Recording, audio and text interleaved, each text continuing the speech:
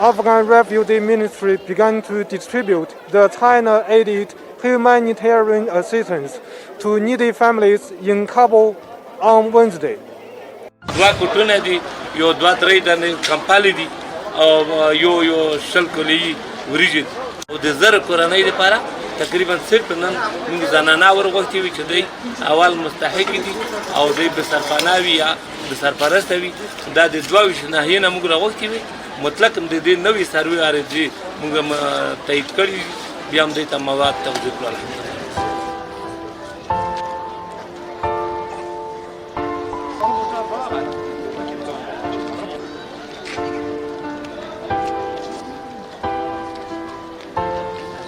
ما از چین تشکری میکنیم، در آینده هم خواهش میکنیم که کمک‌ها را ادامه بدن.